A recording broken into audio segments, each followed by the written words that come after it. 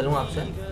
ایک الزام سنی تحریک کے اوپر لگایا جاتا ہے اور کیا پتہ سچ بھی ہو، لیکن وہ آپ ہی جواب دیں گے کیونکہ آپ ذمہ دار ہیں اور آپ اس میں 33 سال سے کام کر بھی رہے ہیں. اور آپ کہہ رہے ہیں ہم صوفیزم کے ماننے والے ہیں. صوفیزم تو انتہا پسندی کے خلاف ہے نا. پھر آپ کہہ رہے ہیں کہ ہم درود والے ہیں، بارود والے نہیں ہیں.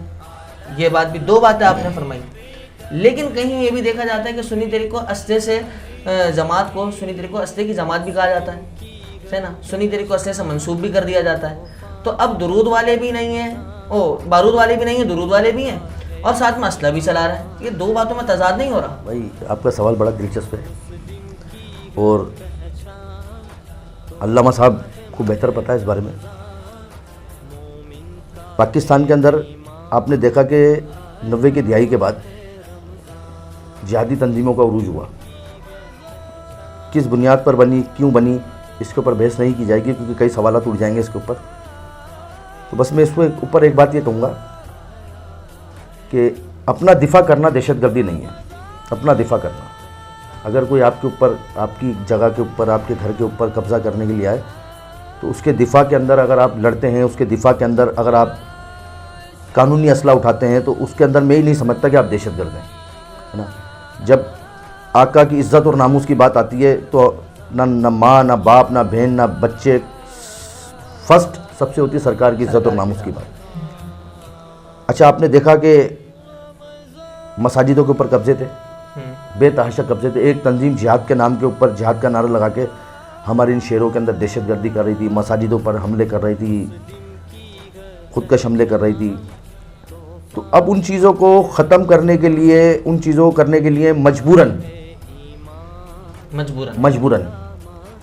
کیونکہ ہم ملک کے حکمرانوں کی طرف دیکھ رہے تھے جب کچھ نظر نہیں آتا، جب ریاست کی طرف آپ دیکھتے ہیں کہ ریاست کچھ نہیں کر رہی، ادارے کچھ نہیں کر رہے، تو جب آپ کے اوپر کوئی حملہ آور ہوتا ہے، آپ کی ذات کے اوپر، آپ کے گھر کے اوپر، آپ کے مسلک کے اوپر، آپ کی مسجد کے اوپر، تو بحالت مجبوری آپ کو اپنا دفاع کرنا پڑتا ہے. اچھا دفاع کو آپ دہشت گردی یا اس کو انتہا پسندی نہیں کہہ سکتے کیونکہ میں الحمدللہ یا رسول اللہ کا نعرہ لگانے والا ہوں.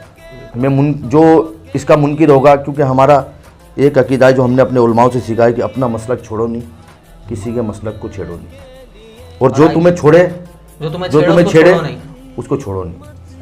چھوڑنے کا یہ مقصد نہیں کہ ہم اس کو جان سے مار دیں جا کے، نہیں، ہم اپنا دفاع کا حق رکھتے ہیں. اور جو لوگ کہتے ہیں کہ یہ انتہا پسند اسلحے والی تنظیم ہے، تو الحمدللہ ہمیں اس بات کے اوپر فخر ہے کہ ہم بانیان پاکستان کی اولاد ہیں، پاکستان بنانے والوں کی اولاد ہیں. پاکستان بنانے پیر آف مان کی شریف، گولڑا شریف اور جتنے بھی اکابر تھے الحمدللہ ہمارے تھے، کوئی دہشت گرد نہیں تھا. تو ہم بانیان پاکستان کی اولاد ہیں، پاکستان والوں کی اولاد ہیں. ہم نہ اس ملک میں دہشت گردی کو فروغ دیں گے، نہ اس میں ہتھیار اٹھائیں. ہاں الحمدللہ ہمیں یہ فخر ہے کہ ہم نے حکومت پاکستان سے درخواست دے کر اگر لائسنس والا اسلحہ لیا ہے اور اگر اس کو کوئی دہشت گردی کہتا ہے تو وہ پاگلوں کی دنیا کے اندر رہتا ہے. ہم اپنے دفاع کے اندر تو ہم نے ہتھیار اٹھایا ہوگا لیکن کسی کو مارنے کے لیے نہیں اٹھایا ہوگا. ان دہشت گردوں کے خلاف اٹھایا ہوا جنہوں نے خودکش حملے کیے ہیں، جنہوں نے بمباری کری ہے، جنہوں نے مسجدوں پہ حملے کیے ہیں، جنہوں نے مزارات پہ حملے کیے ہیں، جنہوں بازاروں کے اندر حملے کیے ہیں. تو میں نہیں سمجھتا کہ یہ کوئی دہشت گردی ہے یا اس کو آپ انتہا پسندی کہیں گے. آپ یہ سمجھتے ہیں کام اداروں کا ہے، آپ کا نہیں ہے؟ نہیں، بے شک اداروں سے بھی ہم نے تعاون کیا اور ادارے بھی ہمارے ساتھ تعاون کرتے ہیں. اور یہ اداروں کی ہی وجہ سے پاکستان کے اندر ہے، اداروں کی ہی وجہ سے ان دہشت گردوں کو لگام ڈالی گئی ہے. آپ دیکھیں گے ہمارے افواج پاکستان کے جوانوں نے قربانیاں، ان کی قربانیوں کا ثمر ہے کہ آج پاکستان کے اندر دہشت گردی نہیں ہے. آپ رینجرز کے جوانوں کو دیکھیں، آپ پولیس کے جوانوں کو دیکھیں، ہمارے تعاون سے ان لوگوں نے، ان کے تعاون سے پاکستانی شہریوں نے ان دہشت گردوں کی کمر توڑی ہے. آج بھی آپ دیکھیں کہ بنوں کے اندر حملہ ہوا، عوام کے اور فوج کے تعاون سے ان دہشت گردوں کو کیفر کردار تک پہنچایا گیا. آج بھی بلوچستان کے اندر آپ نے دیکھا کہ ٹرین کے اوپر انہیں خودکش حملہ آوروں نے، انہیں دہشت گردوں نے حملہ کیا.